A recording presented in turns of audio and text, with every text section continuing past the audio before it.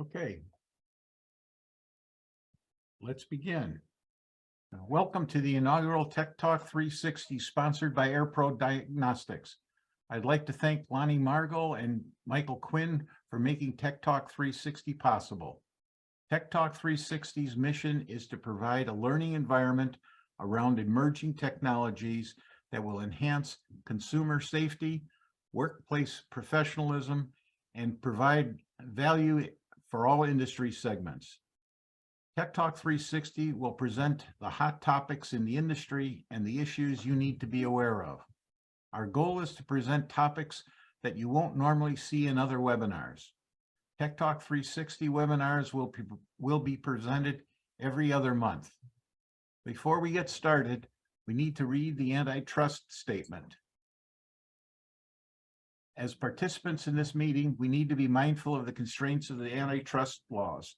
There shall be no discussions of agreements or concerted actions that may restrain competition. This prohibition includes the exchange of information concerning individual prices, rates, coverages, market practices, claim settlement practices, or any other competitive aspect of an individual company's operation. Each attendee is obligated to speak up immediately for the purpose of preventing any discussion falling outside these bounds. Today's topic from the Insurance Institute for Highway Safety is consumer experience with crash avoidance feature repairs. Our special guest today is David Zuby, who is the Executive Vice President and Chief Research Officer for the Insurance Institute for Highway Safety.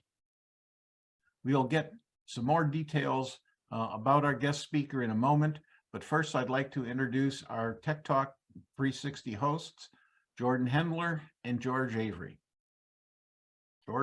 Jordan? Well, we're glad to be here. Thank you so much. I saw the picture come up and I was wondering what my dad was doing up there. Fair. I'm really glad to be here, and thanks, Fred, for having us, allowing us to co-host this with you guys. And I'm really excited about this research report. It's got a lot of really good information in it. And I'll say what I said before we launched. If you haven't read the full report itself, you owe it to yourself to go read the full report. It's fascinating. Yeah, and I'm reading that and then include the PowerPoint, which has got some great slides. So this is a great opportunity. So even if you hadn't had a chance to read the report, and as Jordan said, I would definitely read it.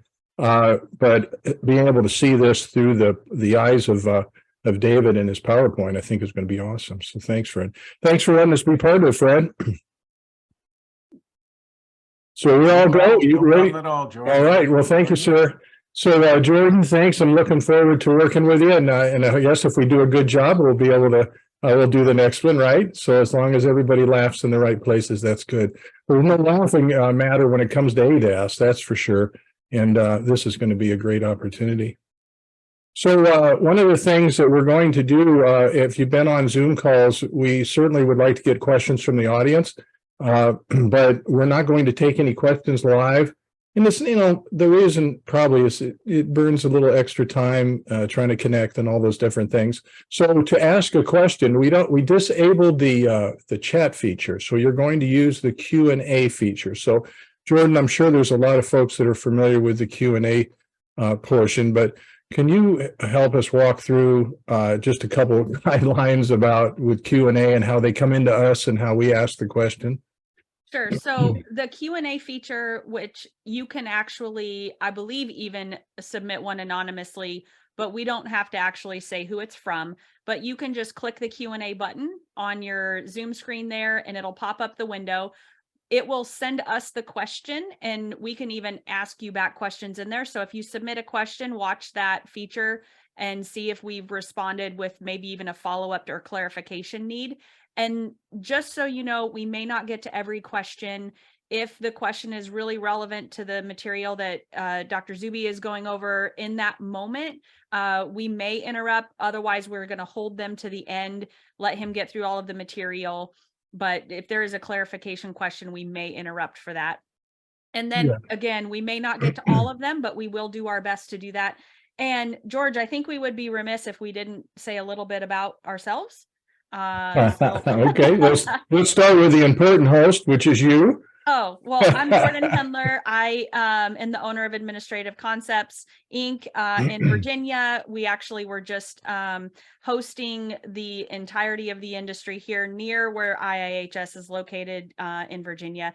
And we administer trade associations. I work with the Collision Industry Conference as a conference administrator, which is how the connections are usually made. And I am here to be kind of the voice of the repairer to this audience and try to bring forward some of the questions that I've heard as being my work in associations and regionally and nationally, what we see in the marketplace for our repairers. So I think that's the tiniest summary I can make for myself. I probably bumbled it up a little bit, but George, I'll turn it over to you. Give your background. And you run CIC. Yes. Which is awesome. My name is George Avery. If you haven't met or seen me before, I apologize in advance. That's just a joke. Past chair of CIC, past chairman of the National Auto Body Council, came out of the insurance side, started in the body shop, but I did pitiful work. So that's why I went to insurance. But I ended up working for State Farm Insurance for 37 years. I was the spokesperson. Most of you, if you were around, had to hear from me if it was related to State Farm. Retired about 7 years ago. I started the Insurance Roundtable, which is just starting up, and we're excited about that and getting some great support. And also I'm very active with the National Auto Body Council with their first responder program. But when I got asked, and I think Jordan and I share the same feeling, we got asked to be part of this. And I tell you, I was pretty excited and wanted to jump on it. I love the title, and I think that's where this is going to go. It's Tech Talk, and it's 360. And it doesn't mean we go in circles. It means that we're going to include everything and make sure we've got all these things covered. So I have an opportunity, as Jordan talked about, being part of the, kind of the voice or carry the flag for the repair. I'd be willing to say some things from the insurance perspective. So with that, pretty excited to have Mr. Zuby on with us. Jordan, David, I'm just showing off right now. I just want to let you know I'm personal friends with Greg Brown. So that's just a way to make me look good and make me feel good about myself. But Greg and I worked together for a long time. He's a wonderful guy. He has a lot of experience with the Insurance Institute and a lot of support. And so I get to go to Ruckersville occasionally, and I see you, David, and a few others, but I know you're busy, so I don't ever bother you. But what a pleasure to have you on here. So glad to have you. Jordan, what do you think? We want to just switch it over to his PowerPoint. And while we do that, while we're doing that, I'll just say, and of course, Fred said it already, David is the Executive Vice President and the Chief Research Officer for the Insurance Institute for Highway Safety. He'll walk through his PowerPoint and talk about not only IIHS, but also Hildy. And so it kind of give you an idea of what the sister company does. So this is a treat to have someone of your caliber, David. So welcome. Glad to have you here. And as soon as we get you switched over to your PowerPoint, we'll let you get started. All right. Well, thanks for having me. Thanks, Fred and Jordan and George, for inviting me to speak at your inaugural webinar. I think this is kind of an interesting topic. I know we see a lot of articles in the repair press about this issue. So I think Jordan, there we go. Yeah, someone's got to stop sharing so that I can share. Think you can see my screen now? Anyway, I've been with the Insurance Institute for Highway Safety since it opened its research center here in Central Virginia. And on the topic of Greg Brown, we live in the same neighborhood. So when he's out jogging in the morning, I'm often walking my dog, and we say hi and have a short discussion about issues related to repair and insurance every so often. For those in the audience who don't know who the Insurance Institute for Highway Safety is, I've got a couple slides here. We're an independent nonprofit organization that is dedicated to doing research and communications efforts on the losses that result from motor vehicle crashes. And we're mainly focused on deaths and injuries, but the issue of property damage is also an important one. It's very important to our sponsors. And And there's a sister organization known as the Highway Loss Data Institute that shares and supports the same mission as IIHS. Their research is focused on data that they get from our insurance company members. And one of the unique things about IIHS and Hildy is that we're wholly supported by companies that sell automobile insurance in the United States and Canada. We don't get any funding from state or federal governments. This is entirely voluntarily funded effort on behalf of companies that sell insurance in the United States. We have 2 locations. George mentioned visiting the research center that's here in Ruckersville, not too far from Charlottesville, where the University of Virginia is. And then we have an office space in Arlington, which is right across the river from Washington, D.C. One of the reasons that this topic is important to us is while over the long history of keeping track of motor vehicle crashes and crash deaths, it's a good story. Things have been going down. In recent years, there's been a big increase in the number of people killed in car crashes on U.S. roads. We hit a low of something like 32,000 back in 2011. Since that time, it's grown 32% to almost 43,000 people were killed in 2021, which is the most, which is the latest year for which these figures are available. In recent years, part of what we've been trying to promote as a way of dealing with crash deaths and injuries is technology that can help drivers avoid being in crashes in the first place. So this is the bulk of what we're going to talk about. There are new technologies on cameras, and you can see here our estimates for how well each of these features has penetrated the registered vehicle fleet. And it ranges from, a high of nearly half the cars on the road have rear cameras to help with drivers backing up to, more recent features called active lane centering, which are only available on a small number of vehicles out there. And then we've done some projections to try to figure out how quickly are these features growing. And you can see there's big growth for all of them over the next 5 years. And so increasingly, I think the repair industry is going to have to be dealing with repairing cars that are equipped with these kinds of things. These features are important because to the extent we've been able to study them so far, we do see they are helping drivers avoid being in crashes. So systems like automatic emergency braking prevent front to rear crashes by 50%. Rear view cameras reduce backing crashes by about 18%, and blind spot detection help drivers avoid being in crashes associated with changing lanes. So we know that these systems and features are helping prevent the kinds of crashes which they're designed to prevent. And so when a car is in a crash, we want to make sure that these features go back onto the road working as they were when the car was new. Now, we've been reading the headlines and the articles that many of you probably see about how the presence of these features and technology in cars is complicating the issue of vehicle repairs.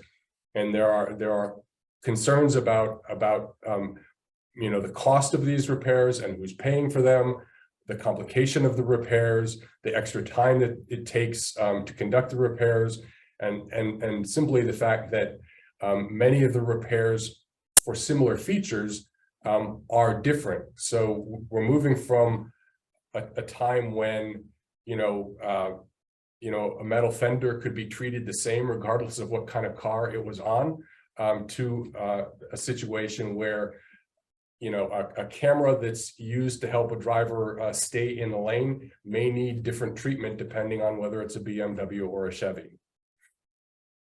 So it's hard to get good information about the extent to which repairs and mistakes during repairs are leading to a decrement in the effectiveness of these systems.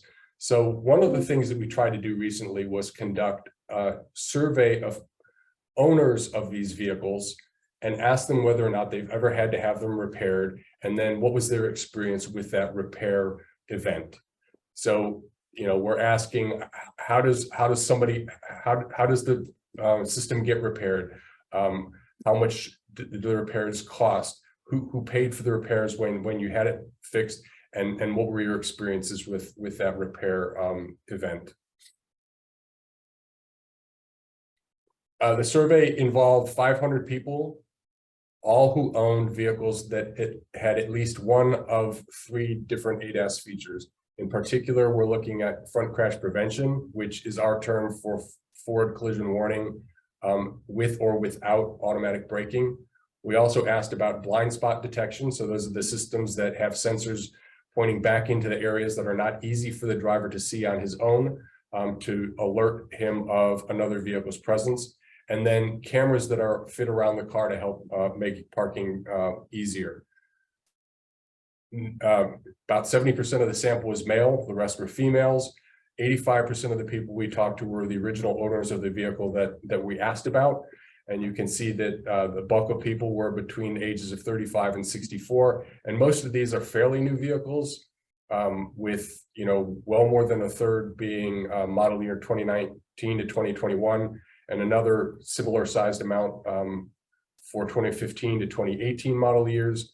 It's not surprising that we don't see too many older vehicles because it's really only in the last 6 or 7 years that these features have become pretty widespread.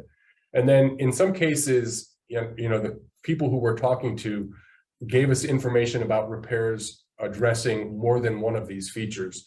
In a crash, the sensors for 2 or 3 of these features may have been damaged and require repair. And so we got information from about all of those experiences. One of the things that you have to keep in mind about talking to people in phone surveys is that they don't necessarily know as much about these systems and the nature of repairs and so on and so forth as those of us in the audience today. So you have to take the responses with a little bit of a grain of the salt, just in case, things that may not look like they make sense do in fact, are representing what the people told us. So we first asked which feature, or what was your response when you realized that one of these features needed to be repaired? The vast majority of people told us they took it to a repair shop and got it repaired. Some people, we talked to maybe after a feature had stopped working correctly or had thrown an error code, but they hadn't had it repaired yet. And then a teeny number of people said, well, it wasn't working right, I just disabled it. And they carried on the road. But vast majority of people who realizing that one of these features was malfunctioning or damaged sought repairs. We asked, how did you learn that the feature needed repairing or needed some kind of attention? And the most common response was that they either received a service bulletin or a recall notice from the automaker. The next most common response was they had a windshield that needed replacement, probably due to some kind of a damage, and that necessitated a recalibration or repair of windshield mounted sensors. We do see, 1 in 5 people said that they had crash damage, and something to keep in mind as you look at this slide or as you read the report is that people could give more than one answer to this question. So a customer who brought his car in for crash damage may have been informed by the repairer that there was a service bulletin out on the vehicle and that required addressing a feature that maybe wasn't damaged. Or in the case of a windshield replacement, maybe the windshield company replaced the windshield, didn't have the capabilities to make a calibration themselves, and so they recommended that the customer seek a calibration of the windshield mounted sensor. So these don't add up to 100, but this is what people are telling us how they learned about the need for repair. Interestingly, in here is the least common response is an error code. So to the extent that these systems have some self-diagnostics on board and are supposed to be able to flag to the customer that something's wrong, that wasn't the most common way in which people learned to take their vehicles to the shop. We asked where they took their vehicles to be repaired, and more than 2/3 of people, nearly 3/4 of people said that they took it to an automaker's service center. A fair number of people took an independent shop, and then there were some people who didn't know whether or not the shop they went to was affiliated with the automaker or was an independent shop. We asked, did they know and could they tell us whether or not the feature had some kind of calibration process done to it as part of the repair? And by and large, we're seeing that, between 2/3 and 3/4 of people are saying to us that, yeah, things were getting recalibrated as part of the repair. That's a good signal to us, because, one of the things that we've heard is that a lot of windshield repairs or other repairs involving the sensors for these features often aren't getting the calibration that they required. But at least from this sample of owners' perspective, is by and large that is taking place. We also wanted to know whether or not after the repair was done, did they experience problems with the feature? And here we saw a pretty big difference between whether or not they took it to an automaker's service center or an independent shop. There was a higher rate of post-repair problems reported for people who had taken their vehicles to an independent shop. And I think this speaks somewhat to some of what we've heard about the lack of availability of the necessary information to conduct the repairs in a correct way to independent shops. There are even a lot of, well, not a lot of, but there are several states that are considering right to repair legislation that would make the information unique to the various automakers more widely available to people in an independent repair business. And then we also wanted to look at whether or not the post-repair problems were associated with the nature of the problem that brought them to the repair shop in the first place. And it turns out that those people who had crash damage were more likely to report to us that they had a post-repair issue with the feature. Windshield damage was another, was associated with a higher rate of post-repair problems than all the other possibilities that we asked them about.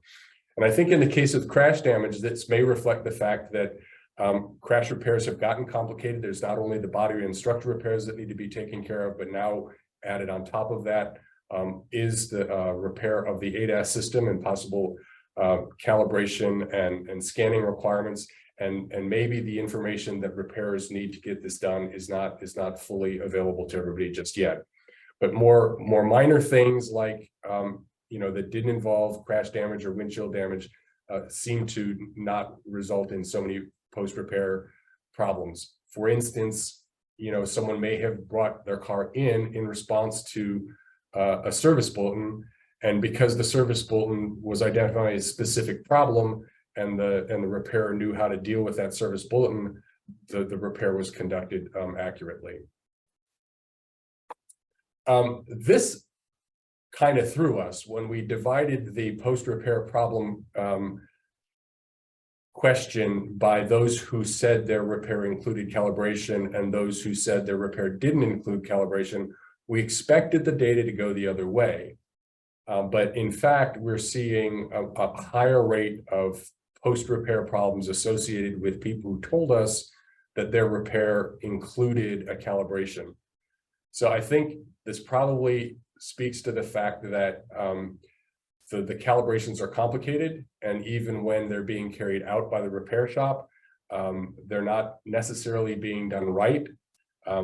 In talking to people around this space, I've come to learn that the calibration instructions are not always clear, and often they change from year to year, model to model, automaker to automaker. And so just because you learn how to calibrate the forward collision warning on a particular model from a particular year doesn't mean that what you learned applies to a different model in a different year. So I think this is a cause for concern, that the industry needs to pay a little bit more attention to not only making sure that information about the calibrations is available, but it's clear and that it's followed. And I can say that from our experience at the Institute, this is not a problem that is unique to the independent shops. We're seeing pretty even amount of calibrations being carried out by both automaker shops and independent shops. But when we have taken cars to automaker affiliated shops, our technicians have observed that the technicians at the automaker affiliated shops were in many cases not following the proper repair procedures. So I think this is sort of a learning curve issue, and that hopefully over time, as the sensors and the systems are more common and there's more familiarity with the procedures, that more shops have adapted to getting it right. And not surprising with people reporting that they had problems post-repair, some of the features needed to be repaired more than once. And so you can see, about a third had a more than one repair for the same problem, and another third had to seek repair for a different problem following the repair. And, a smaller number only had one repair. Although you can see that for cameras, it looks like that's getting done more right than repairs to front crash prevention systems or blind spot detection.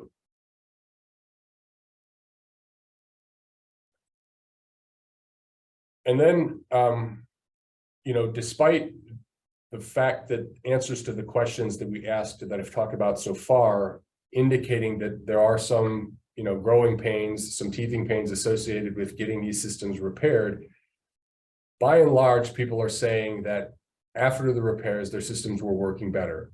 They may still have had a signal, a fault code that's not cleared or something to that extent and had to take it back to the shop.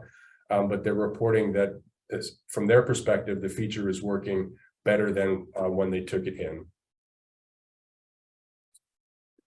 We also wanted to know about, whether or not people were, how much people were paying and whether or not they're paying out of pocket. Most of these were new cars, and so are either covered by warranty or certainly insurance.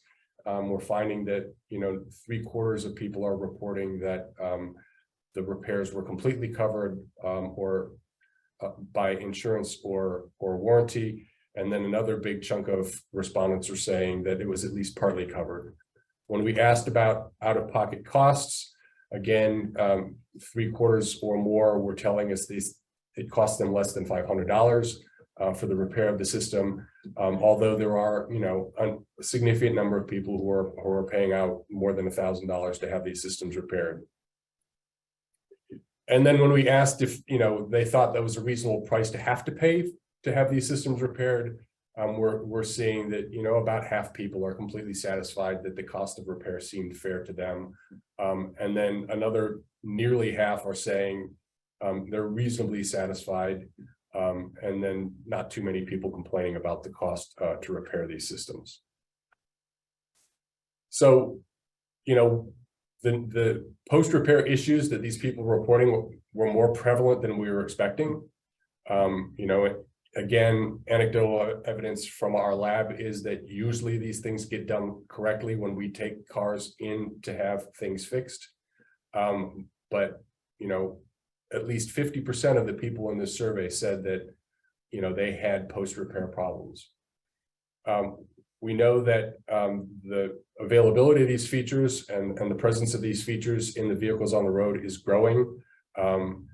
And that may lead to more problems initially because more people are exposed to systems that the repair industry doesn't know how to fix yet. But over time, I think, the problems that people will experience will decrease.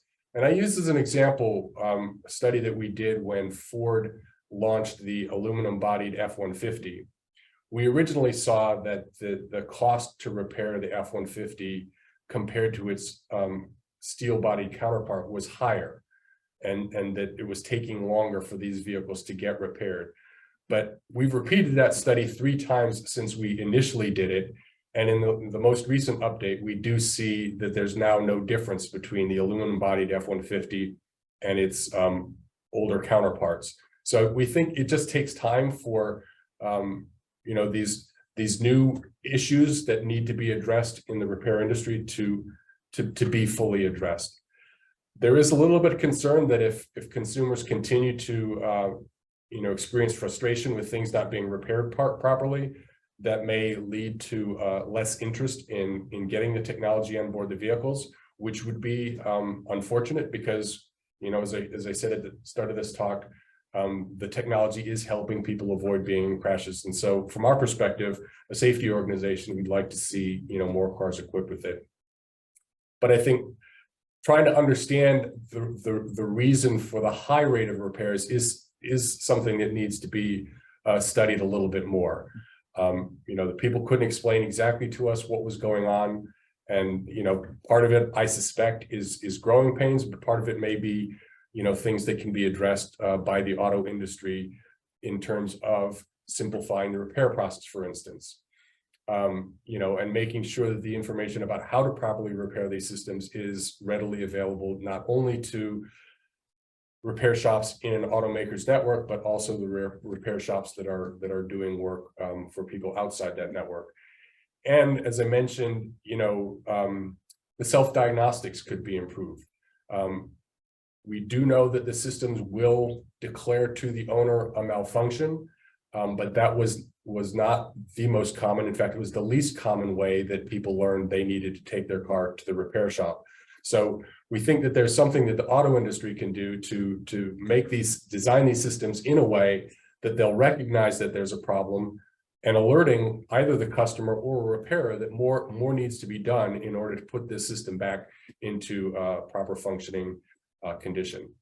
So that's what I have for you today. And I think I've left plenty of time for questions, which we'd be happy to take.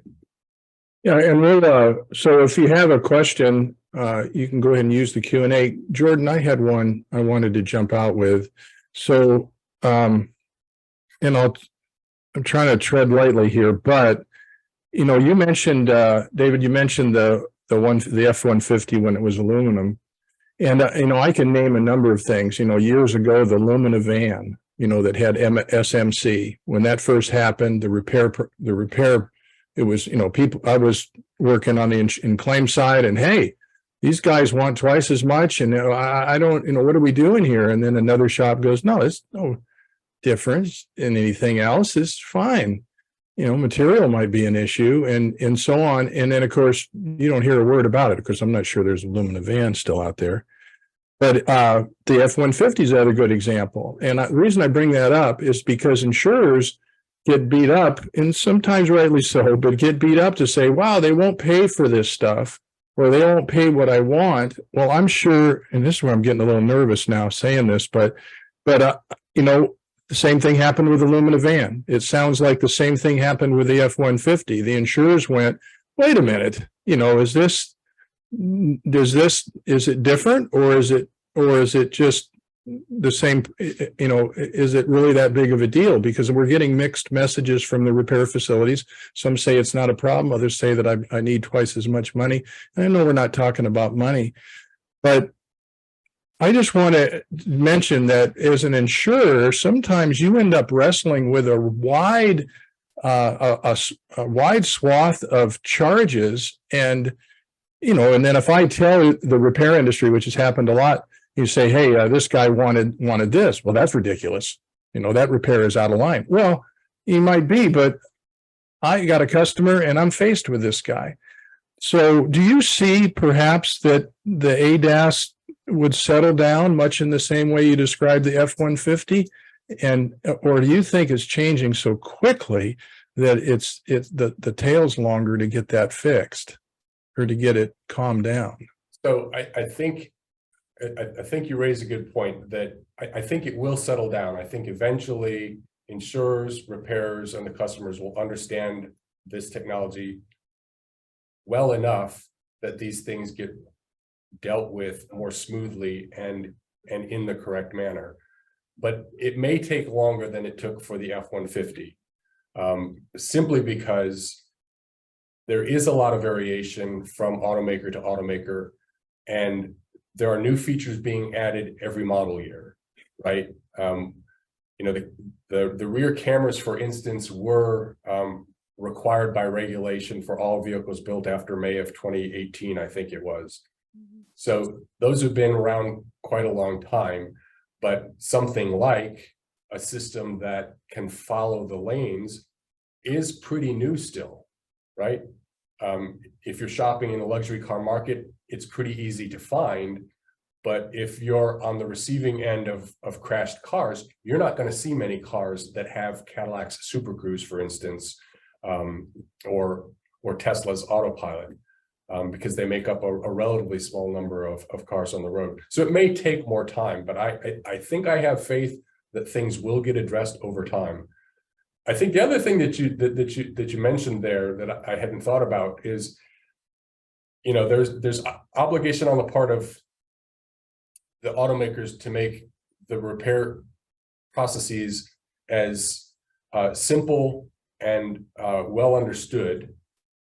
There's responsibility from repairers to follow, you know, those correct procedures, but there's also an obligation for insurers, I think, to make sure they understand what they're insuring well enough to be able to know that certain charges are going to be required, and not push back against the report of the Yeah. Yeah, that's a fair statement, and primarily because typically insurance companies use previous crash data to make their decisions, and it's so new that they don't know what to do. But I still some pretty smart people on the insurance side that are trying to wade through it, and unfortunately, there's friction along the way, but maybe we can, I'm glad to hear you think it's going to settle down too, even though it's changing quickly.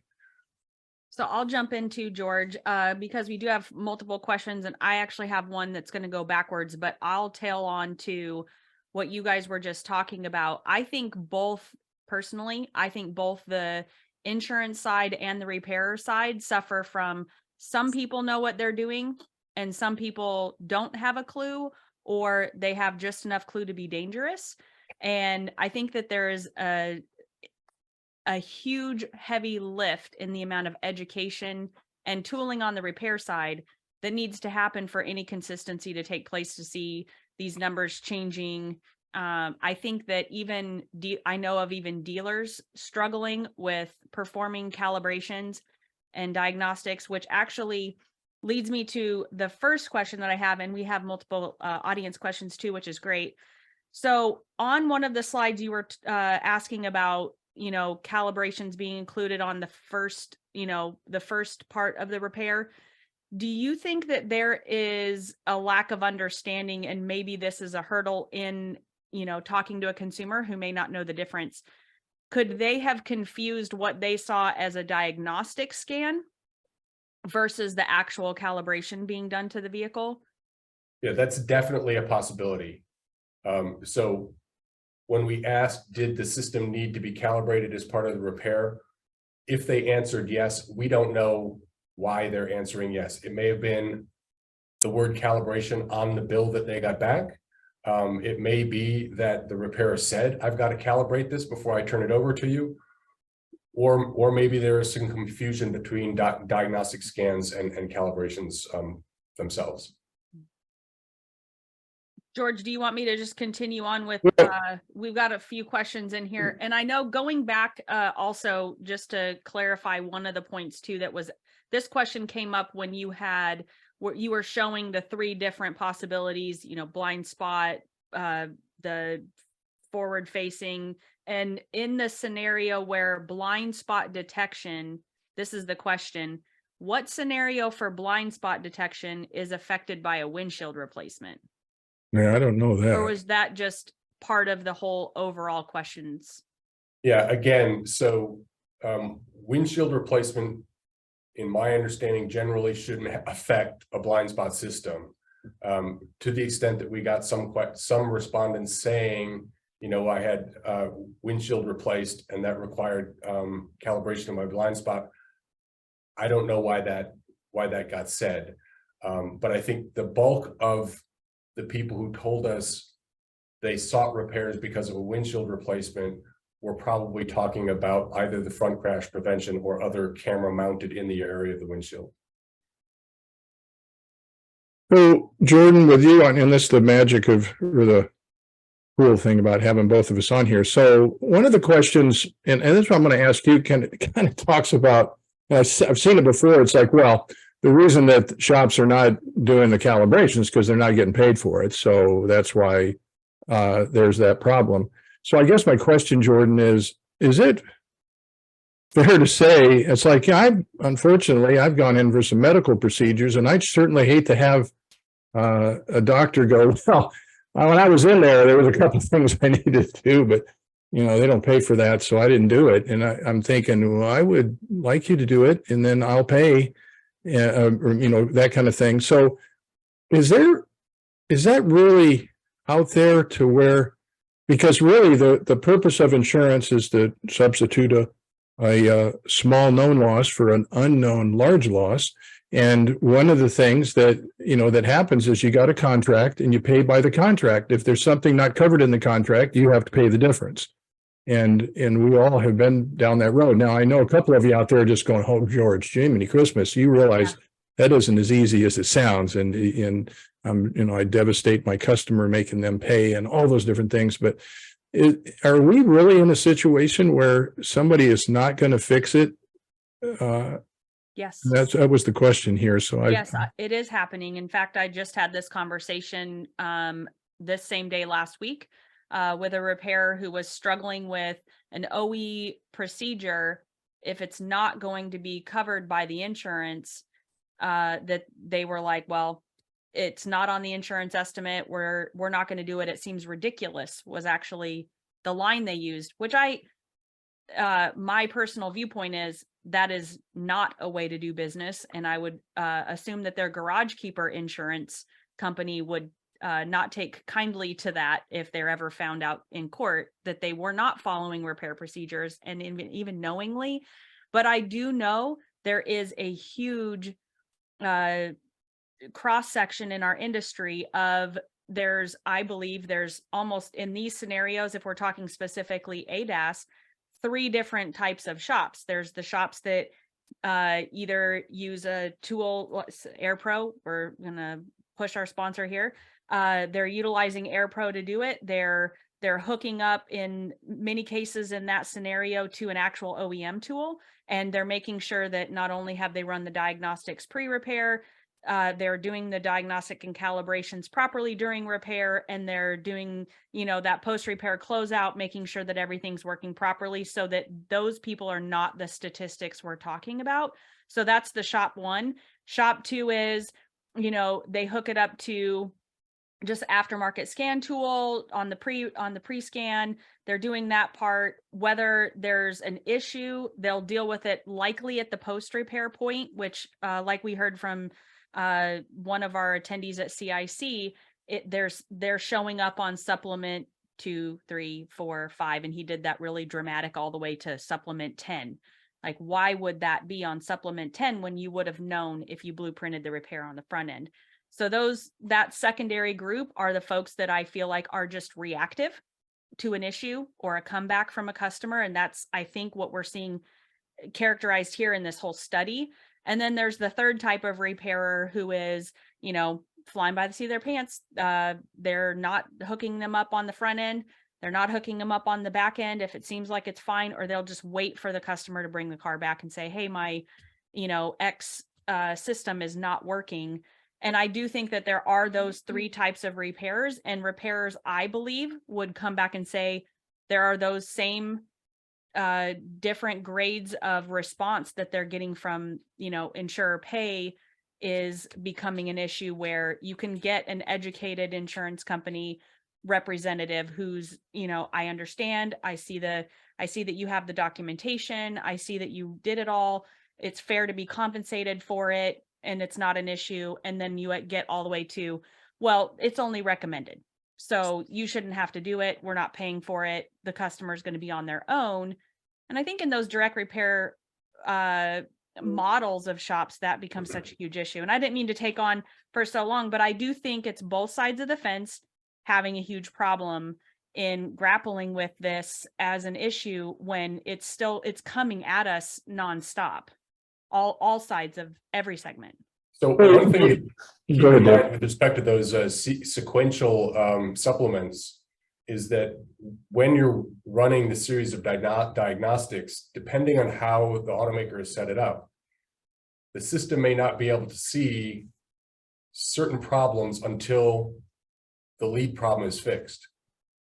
And so, I mean, while that may seem like a fishy pattern, it is possible that the system flags a problem, and that when that problem is fixed, it then sees problems that are further downstream that couldn't be seen by the scan until the first problem is fixed. I would argue that the good shops that are doing it correctly are getting it on the initial blueprinting. And they know, if I do X, if I pull this trim panel, if I take that mirror off that door, I know for sure I am going to have that calibration done. Those are the ones that are, I believe, setting themselves apart in this problem. Oh, sure, there are things that can be known ahead of time, right? Because when you disconnect a sensor from a system, that often there is a step required to reacquaint the system with that sensor when you plug it back in. Sure. All right. So, David, one thing I wanted to kind of ask you here is that, and this is just me, but my guess is, at least talking to my bride, is that, they recognize what the Insurance Institute for Highway Safety does. I mean, there are a lot of people out there that are making a purchase decision based on the information that as a result of what you do there.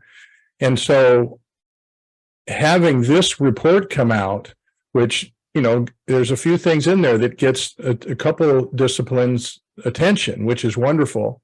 And from what you've heard today and what you heard from from the initial survey, do you anticipate that the Institute would continue to either follow up with this one based on what you've learned and go to the next step? Because I'll tell you, when you do it, and even though you're supported by the insurance company, you're pretty well respected. And these are nice things from kind of in a way, a neutral entity to help us in the collision industry. So I guess my question is, do you see the Institute doing more things like this to help move these things forward?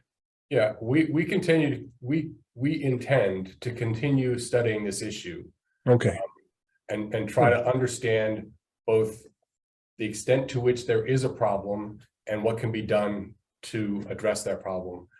To that end, if there's anybody out there in the audience that's got data that they think speaks to the size, the magnitude, or the nature of the problem that they want some help analyzing, we'd be more than happy to work with them to try to figure out what's going on. Because I think it is important, that things get fixed right, whether or not we're talking about ADAS technology or whether we're talking about, just getting the right lead on the right terminal of the battery. Things don't work right if they've not been fixed right. And, as I showed at the beginning of the presentation, some of these features are really helping people avoid being in crashes in the first place. And so, we like that benefit to go back on the road, even if a car's been in a minor scrape, somewhere. George, I've got a couple more questions here and more coming in. All right, so I'm going to ask this first one, which is, it's a little long, but I see the reasons for the points, which we heard a very similar question asked in the Collision Industry Conference actually last month. So IIHS is funded by insurance companies that have interest in advancing the safety features in the vehicles, so that safety features means lower claims frequency and lower severity, even if physical damage severity is higher as a result of the added technology. The technology hopefully will lead to lower bodily injury severity. That's the hope. So unfortunately, like many of the same companies championing the addition of the added safety technology for these reasons, it's also like undermining their own efforts through their claim side, disregarding, sometimes even denying these critical tasks to restore the safety systems with the proper tools. So while not designated in the study, collision repairs can tell you this is part of the contributing factor to the results research that concluded that crash avoidance features complicate repairs, and that like more than half of the drivers surveyed had the repairs on their ADAS systems had issues with the features afterwards. So obviously issues with ADAS means it's no longer safe. We all understand that. So how do we as an industry do a better job of engaging? And I know this is another question we have in the Q&A, so this is times 2. How do we as an industry on the collision side do a better job to engage those in the insurance industry responsible for driving this through, you know, the work of the IIHS, and help us better educate underwriting and claims professionals how important it is to appropriately, you know, indemnify repair businesses to restore and reinstate the technology following the loss before we put that family back on the car and back in the car and back on the road. So it's okay, safety technology increases complexity and also increases repair costs. I think we're all kind of coming to this. Like, if what it's not okay is where we think, you know, insurance industry knows it advocates for its addition and then tries to mitigate the cost on the back end, where the expense of the performance, you know, reinstating it is. How do we communicate this more effectively? I know there was just a sidebar comment. We had one repairer stand up in a room of a repair association and say, I think it's okay. Consumers wanted these features. Obviously the carriers want the features too. We think it's okay. Raise the cost of the premium. You know, that would be in congruency to, hey, if it's going to cost more to repair, why fight at the repair facility when this could be addressed on the front end? So there's a couple things there. Just how do we educate the insurance side better from the repairer's perspective? And then, you know, what do we think about that claim side? Which, George, these questions may be to you, but David, I don't know if there's any aspect of what you guys do as far as advocating for these safety features. What helps us all work together better? Well, I can tell you a couple things. I mean, we're constantly talking to our sponsor organizations and trying to help them understand this issue. And for the most part, all of these features, while possibly raising the average cost of repairs, in the end leads to lower cost to insure. And that's even without taking into account the reduction in injury costs. But most of our analyses, and I'd be happy to share, you know, a deck of slides with you guys or some reports that show that the cost to insure is lower, despite the fact that the average cost to repair is up. I think part of the problem with the way the repair side of the business works is that you have some people who are only focused on the cost of the repair and that aren't really responsible for thinking about the bigger picture of the cost to insure.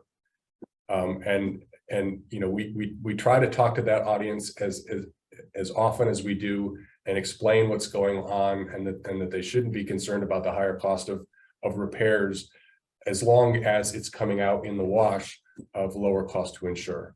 And we could use help in that, in that education process. And like I said, you know, we've got some reports or slides that we could share around to help people make that point. That's really helpful. And we've got more coming in. George, do you want to interrupt, or you want me to ask? So I just looking at the couple that came in, you know, as I'm looking at them, you know, when I said that the F-150, as you said, settled down, you know, how long is it going to take this to settle down? So you could take the approach to go, well, this will all work out. You know, it'll work out. We'll get there. Well, the trouble with that is it happens too slow. It's just way too slow. It used to be continuous film was the only thing we had to worry about. Then it was feather, prime, and block. And then it was this. Now the changes are coming every 5 seconds. And as an insurer, I have an obligation. I have not only a contractual obligation, but I have a moral obligation to manage the dollars, the premium dollars that came in. And I want to do the right thing. And I think what we need to do, and I've said this before at CIC, we just need to move faster. You know, we'll get there. I think we'll get there. It's just that I think insurers are being hit with so much variance that they're trying to figure out what is right. Now, when I said that, everybody out there is going, that sounds like a typical insurance guy. But it's true that it'll get there. It just needs to get there faster. And that's why I was so, I asked the question about, do you continue to look at this? Because I think that is a big part of helping the collision industry get there. Yeah, and I think there could be better communication between the insurers and the automakers to so that insurers can better account for the things that are coming. You know, those are some of the kinds of projects that we try to do as well, getting, you know, automakers who are coming out with new technologies or new things in the room with the people who are ultimately going to be paying for the insurance. We've got information on our private website for insurers, you know, that helps them gauge what's coming in the new vehicle market. But, you know, I think all of us could do a little bit better job of making sure that we're anticipating these changes rather than dealing with them after they've hit the road. Jordan, this is a big thing, and this not the last we're going to hear about it. But I hope, at least, and I know we're coming up on the top of the hour.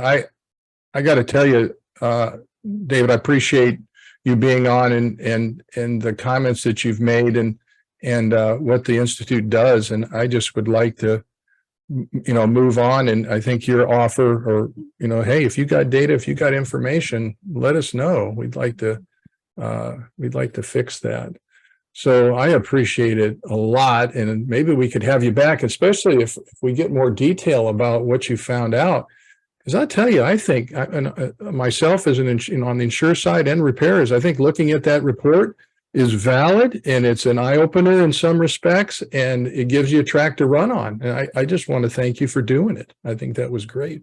I'm getting a little backslappy, but the fact is that having that, you know, available is good for the industry. So well, I think it's a good perspective, right? To know what the customers experience. It's something I think that we as a safety organization promoting the research, the technology, we need to know. It's something that the repair industry needs to know. What are their customers experiencing? It's something that insurers need to know. What happens when their customers take their cars in for repair?